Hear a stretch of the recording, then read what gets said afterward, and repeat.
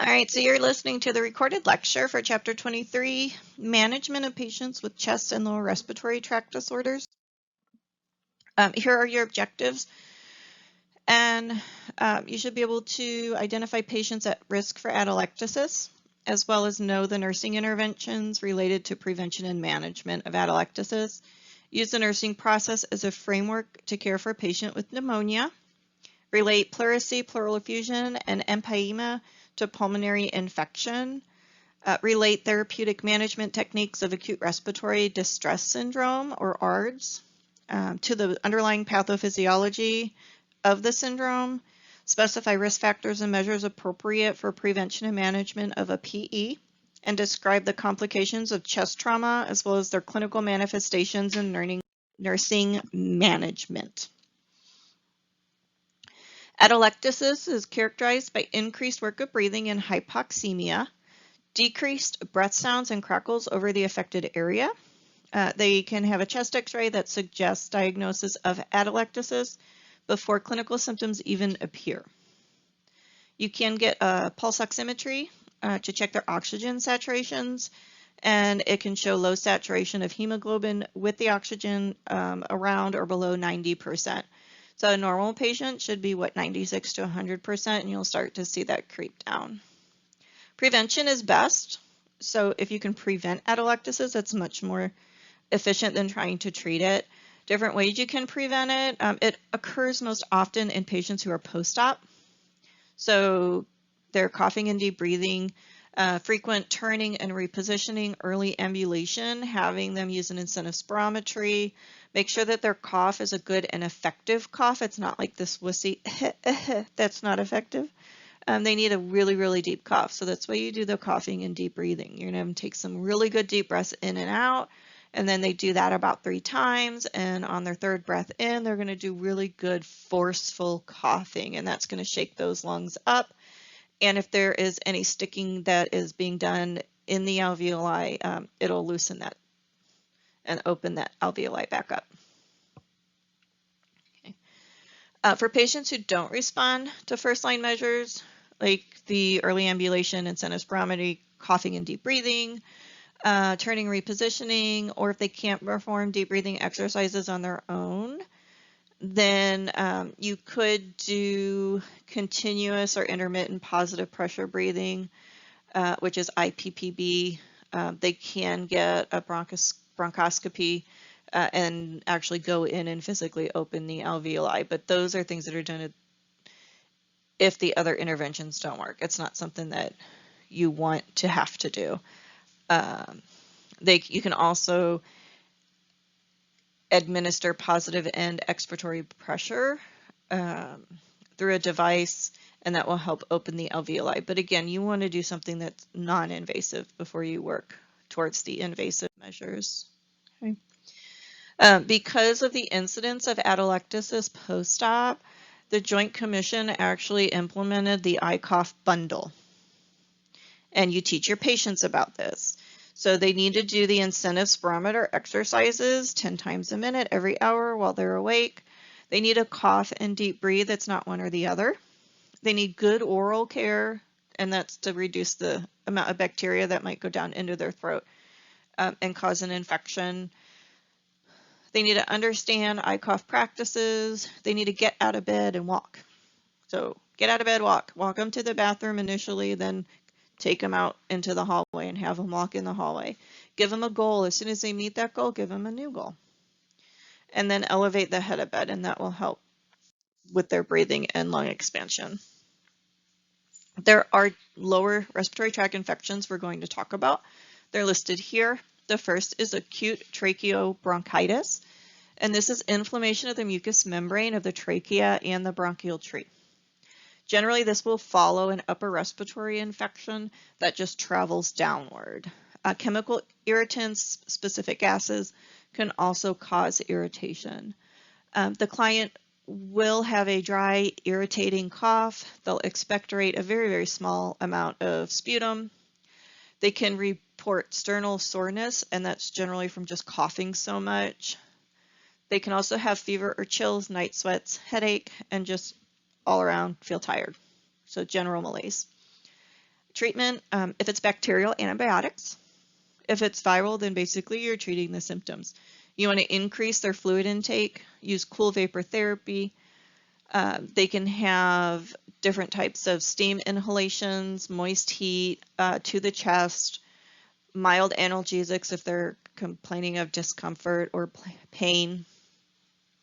If they cough up sputum, as a nurse, you want to know what's the amount, what does it look like, is it thick, is it thin, so the viscosity, is there any kind of odor to it. Make sure their cough is effective, because if they don't have an effective cough, then that's going to further cause complications down in the deeper areas in the lungs. They should pace themselves, have periods of rest with periods of activity, take plenty of breaks so that they don't have difficulty breathing, and they shouldn't overexert themselves because it can cause further irritation. Pneumonia is inflammation of the lung parenchyma. This is generally caused by bacteria, fungus, or viruses. It can be, it's classified into 4 types. So it can be community acquired, which means you're in the community and that's where you get it from. It can be healthcare associated. You get it, you're not a hospitalized patient, but you're in healthcare environment, have extensive contacts, so a nurse or a community care worker, someone that has healthcare contact, but they're not actually the patient. That's healthcare associated. Hospital acquired is whenever the patient's been in the hospital for more than 48 hours and then they get pneumonia. If it's ventilator associated, they have an endotracheal tube inserted, and with 48 hours, they get an infection. Signs and symptoms do vary.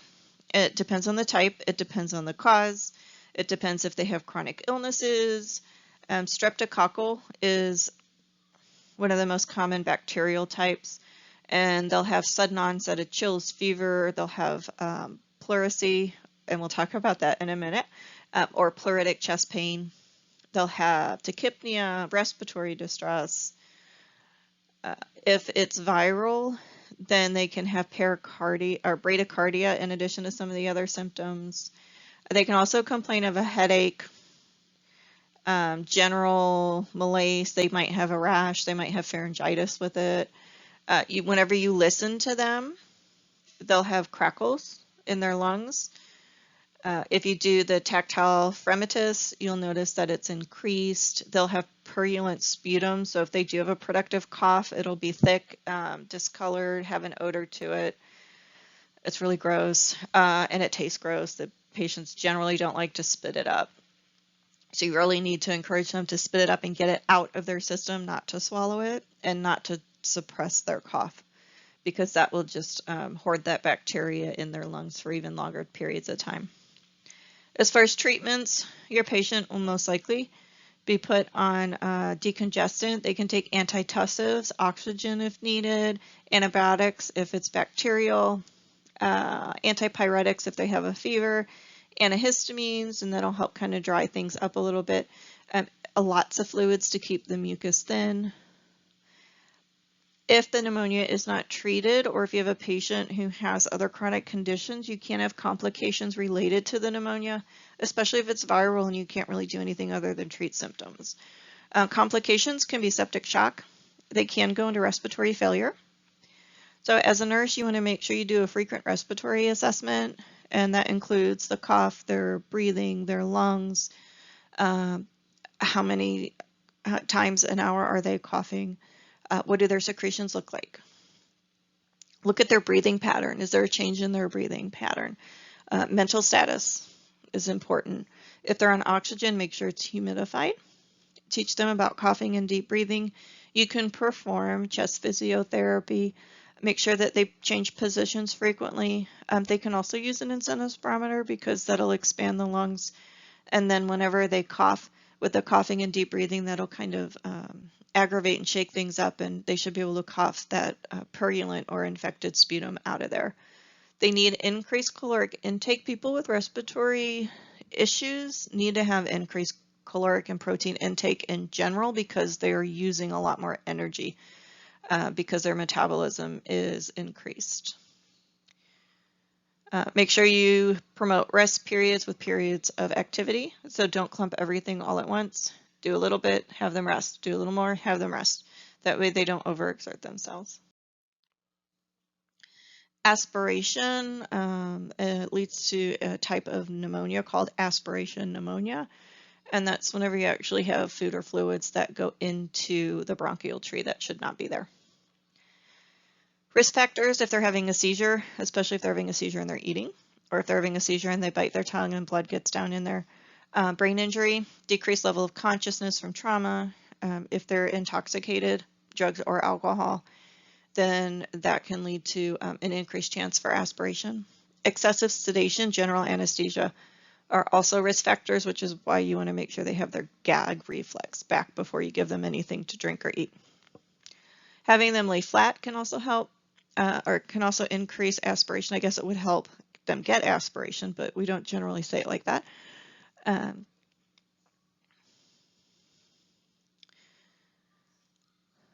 If they have a stroke, then that's going to affect their swallowing. Any kind of swallowing disorder or anything that might affect their trachea. Or if they have any kind of nodule partial obstruction, that can also lead to aspiration because it just sits there and it has to go somewhere. Cardiac arrest, obviously, if they have something in their mouth and they go into arrest, it's going to go wherever it can. Nursing implications, keep the head a bit elevated, at least 30 degrees. Try not to stimulate the gag reflex because that can cause emesis to come up the esophagus and go into the lungs. Before you give tube feedings, make sure you're verifying the placement of the tube. And then you also might have to change the texture of their diet. So their liquids might need to be thickened to whatever extent the speech therapist and physician identify and order. They also might need to have a bland diet, a soft diet, a puree diet.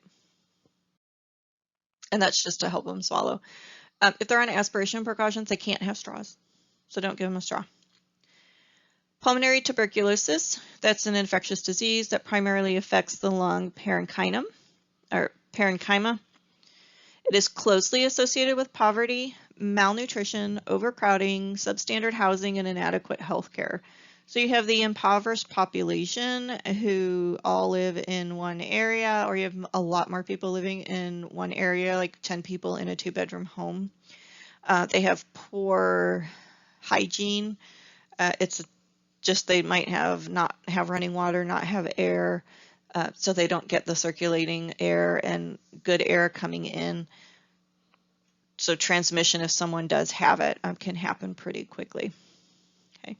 The initial infection occurs within 2 to 10 weeks after exposure, which means that they're carrying around the tuberculosis and not having any kind of symptoms for that period of time, and they can still be infectious. Signs and symptoms generally are insidious at first, so they're not really sure what's going on. They just know that they don't feel well. They'll have a low-grade fever or cough. It can be productive or not. They can have blood-tinged sputum, or they could not. They can have night sweats. They generally will have weight loss and fatigue and be tired. But because it sounds like any other kind of respiratory infection, they don't necessarily seek treatment until it gets worse. Once a patient is diagnosed, they're placed in a negative airflow room in the hospital.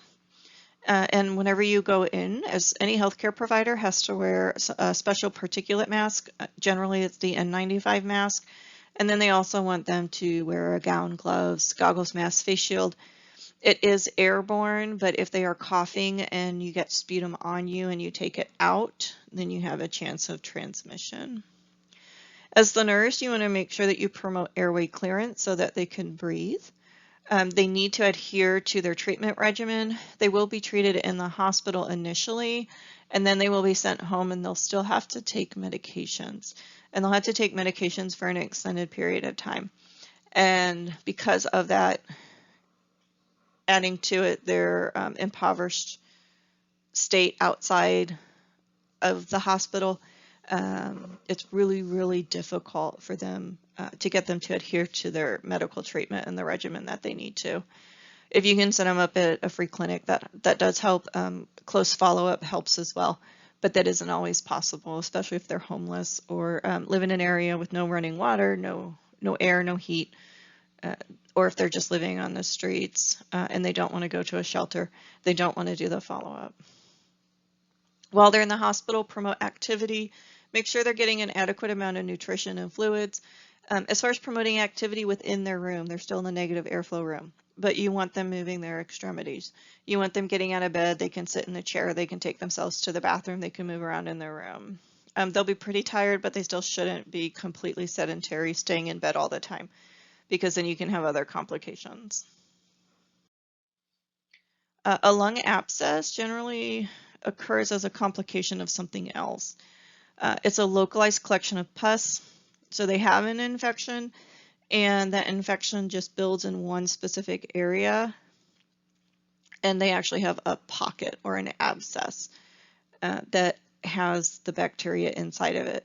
It is diagnosed by chest x-ray. They'll get a sputum culture. They can also do a bronchoscopy if they have to, but if they can diagnose it with chest x-ray, then they'll do that. The fever can occur for weeks before any kind of diagnosis because they're going to just have respiratory symptoms. Like, I have a respiratory infection, I don't feel well. And so they won't seek treatment immediately.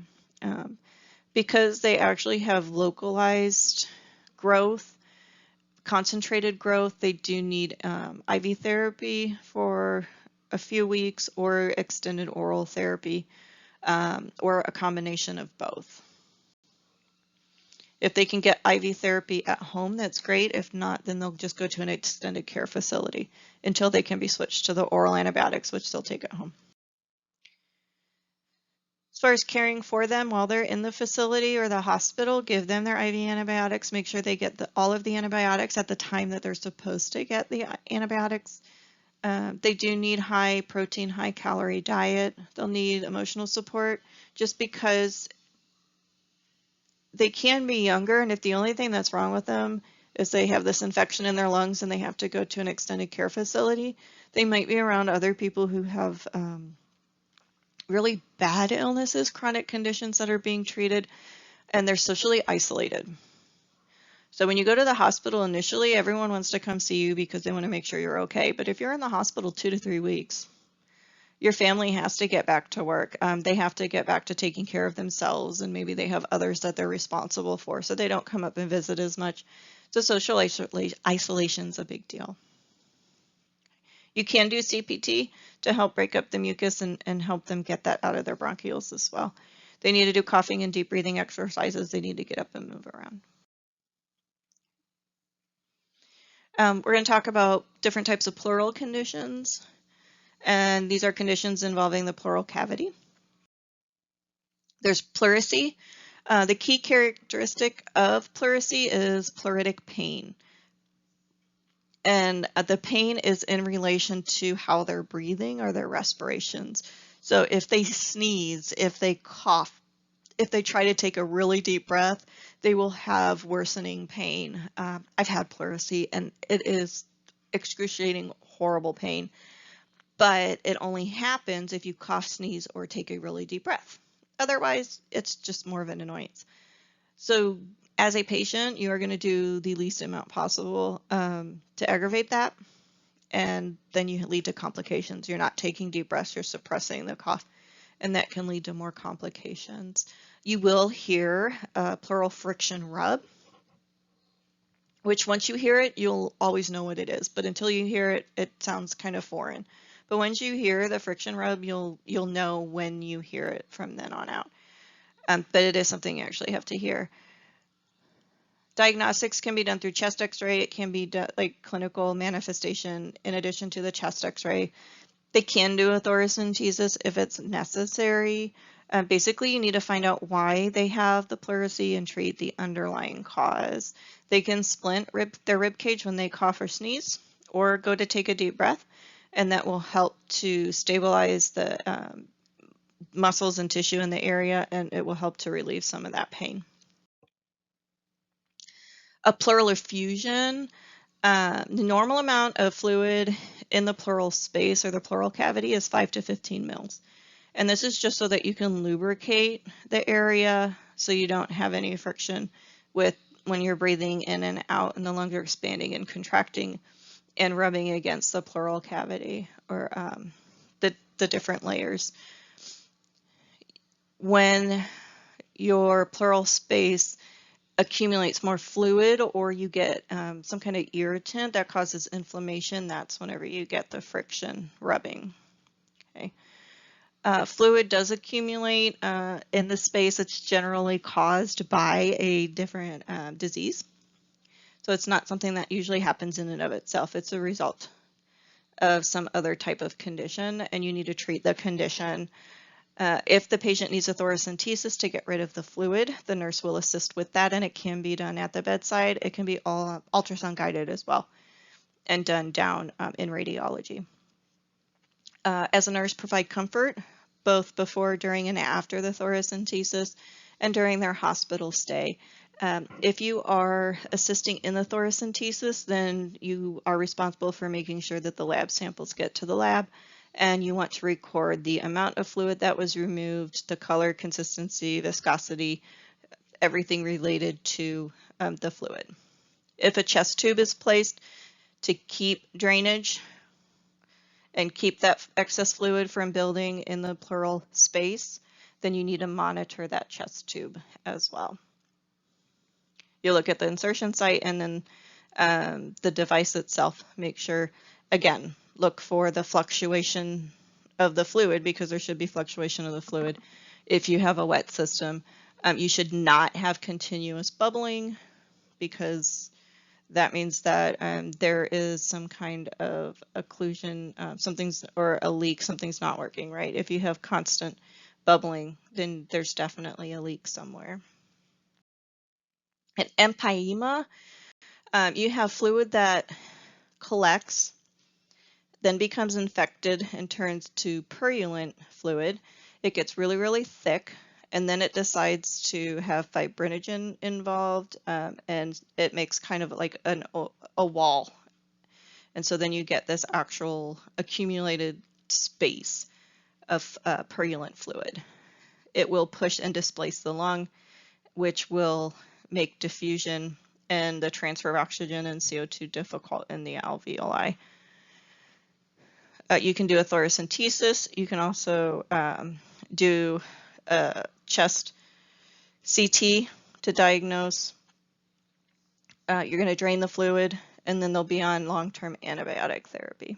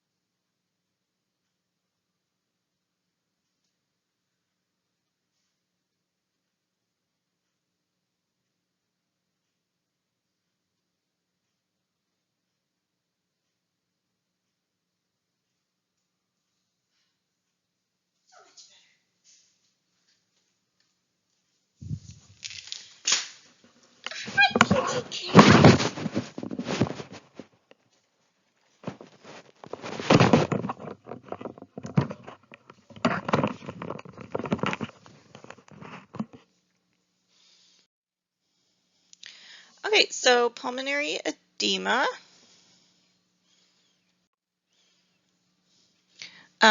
Pulmonary edema is an abnormal accumulation of fluid in the lung tissue, the alveolar space, or both. It occurs generally due to damage of the pulmonary capillary lining. It can be cardiac or non-cardiogenic, and it can be caused by a direct injury. It can be caused by injury plus hydrostatic pressure, or it could be a hematogenous injury. So there can be different types and different causes, but the capillary bed here in the alveoli, this all of this is what's actually damaged.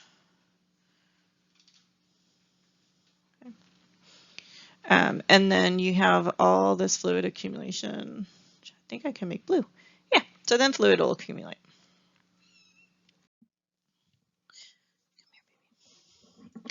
Acute respiratory distress syndrome is characterized by a severe inflammatory process which causes diffuse alveolar damage. Hypoxemia, which does not respond to supplemental oxygen therapy, will occur. Pathophysiology of ARDS. ARDS is very serious and always an emergent situation. The inflammatory triggers initiate release of cellular as well as chemical mediators, and these will actually cause injury to the alveolar capillary membrane as well as other parts of the lung. As a result, the alveoli will collapse. You'll have small airway narrowing of the bronchioles or complete obstruction of the bronchioles because of the inflammation. Lung compliance will then decrease as a result, and the blood that is pumped through the non-ventilated, non-functioning areas of the lung will cause shunting, and then that will lead to hypoxemia. Again, it's very serious. It's sudden progressive pulmonary edema. You'll get bilateral lung infiltrates whenever you, excuse me, when you do a chest x-ray. You'll have elevated left arterial pressure, and that's because of the shunting that occurs, and they'll have severe difficulty breathing or dyspnea. And then diagnostics, they can do an echocardiogram. They'll get a BNP. Pulmonary artery catheterization is possible.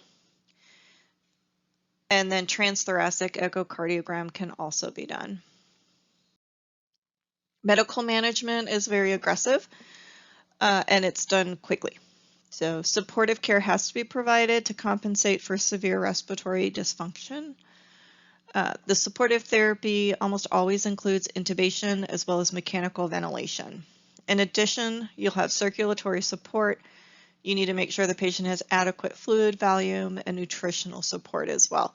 So they'll do enteral feedings, and that keeps the GI system going. It keeps the caloric intake going, and it's preferred to the parenteral nutrition because it will keep the GI tract active. Since your patient is going to be extremely short of breath and struggling to breathe, you need to reduce anxiety because that does not help. Pulmonary hypertension is pulmonary pressures can't be measured indirectly, but they will present with dyspnea or difficulty breathing with any kind of exertion. Sometimes they have symptoms other than that, sometimes they don't. But with pulmonary hypertension, you have elevated pulmonary arterial pressure. And right heart ventricular failure that can occur due to pulmonary vascular bed being obstructed or destroyed. So you have destruction or obstruction so that you don't have any blood flow at all to the vascular bed.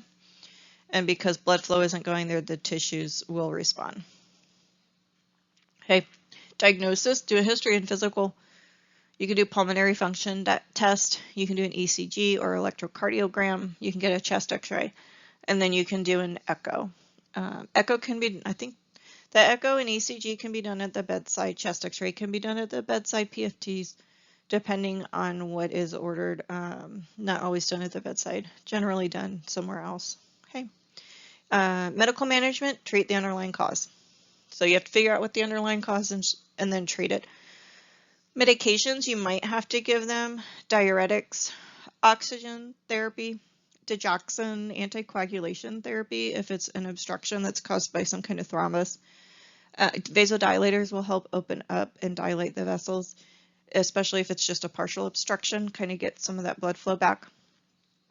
And then longer term, they can get pulmonary rehab. As a nurse, identify those who are at risk so that you can monitor and make sure they don't have symptoms of pulmonary hypertension, educate them on the medications you're giving them, and then if they have to go home on oxygen therapy, you want to educate them on home oxygen therapy as well. PEs or pulmonary emboli are most often caused by a thrombus, but they can also be caused by air, fat, amniotic fluid, or they can be a result of sepsis, and you actually have bacterial clot. Pathophysiology is an obstruction. So the emboli actually causes an obstruction, and you don't get the blood flow to the alveoli that you need, and this causes dead space in the alveoli. So you are able to ventilate, the air is able to come in and it is able to leave, but you don't have any perfusion. So you can't exchange the gases because the bus isn't there. So you don't have any blood that's flowing through the vessels around the alveoli to exchange the carbon dioxide and the oxygen. Signs and symptoms, the patient will be very anxious because they won't be able to breathe. They can have a fever, they can sweat, they can have a cough, they'll be very apprehensive, they can have blood-tinged sputum, and if it's a fat emboli, it'll be like a frothy blood-tinged sputum. They can also have syncope or fainting. Death can occur within 1 hour of onset if it's not treated, so it's very, very, very important that it's caught early and treated early if you can't prevent it. Emergency treatment, you're going to get them on O2, start at least 2 lines in them so that they have 2 IVs. One will have fluids going, the other will have dopamine, or norepinephrine, most likely. The physician will order it. You're going to be getting ABGs, they'll be on continuous oxygen saturation monitoring. They'll be on continuous telemetry, you might get a 12 lead as well. As far as labs, in addition to the ABGs, you'll get some venous blood, CBC, BMP, coag studies, so your INR, your PTT, and they might do a white they'll do CBCs, so that'll get your platelets.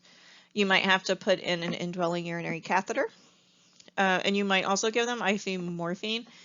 This will help to relax them a little bit, so they'll be more comfortable, they'll be less anxious, and then morphine also has vasodilation properties to it to help open up those vessels and get them to perfuse again. Occupational lung diseases, you'll see the commercials on TV for, have you been exposed to asbestos? Call this number so that we can, help in your lawsuit. Co-workers, anyone who is inhaling chemicals or gases that and they're not being protected, they're not wearing their protected gear, they're not being provided the correct protective gear. So if you have a client that has a potential occupational respiratory history, what job did they have and what activity did they have at their job? That can help to determine exposure levels, and you can ask them about exposure levels. In addition to co-workers, firefighters, they have the different apparatus that they're supposed to wear and devices, but they can be exposed to chemicals as well. And so you can see lung diseases in that job. What is their general hygiene? This is important. Like, do they go home and do they like strip their clothes and take a shower and try and get everything off of them? Or, do they basically hang out in their clothes all night, which can still expose them at a smaller level, but over time, even a small level can build up. Okay. Are they using protection? And this is something that they might have the different protective gear that they're supposed to wear, but maybe they're not wearing it. Maybe they're not wearing it properly. Maybe they have it, but it's really old and it hasn't been replaced. So just because they say that they have gear that is given to them by their employer, you still want to go in depth with, especially if they're there to see you, exactly what happened and why they're still having symptoms. Is it a direct exposure? Is it an indirect exposure? If it's an indirect exposure, they're more likely to not have the protective gear. And then you're going to do a current respiratory assessment and make sure that they are stable as far as their respiratory status. And if they're not, then they need to have emergency treatment, immediate, urgent care. Lung cancer is the leading cause of death in the United States. And most of the lung cancer can be tracked back to cigarette smoking. As far as nurses, we're going to provide supportive care, comfort, education, emotional support, oxygen therapy. We're going to give them medications as needed. They're going to pace their activities. You're going to teach them how to do diaphragmatic breathing. And, if they start to get short of breath, they need to move slower, not faster. And that's anyone who has respiratory condition and they start to get short of breath. If they're trying to go to the bathroom and they start to get short of breath, they tend to want to go faster to get there quicker when they actually need to slow down and pace themselves. There are different types of chest trauma. You can have blunt trauma, penetrating trauma, a pneumothorax, which can be secondary to the blunt trauma as well. But blunt trauma is most often caused by MVAs or motor vehicle accidents. It can also be caused by falls, bicycle crashes. Flail chest is a complication of blunt force trauma, and it occurs, so you have a blunt force trauma, and that causes 3 or more adjacent ribs to be fractured, and they're fractured at more than 2 sites.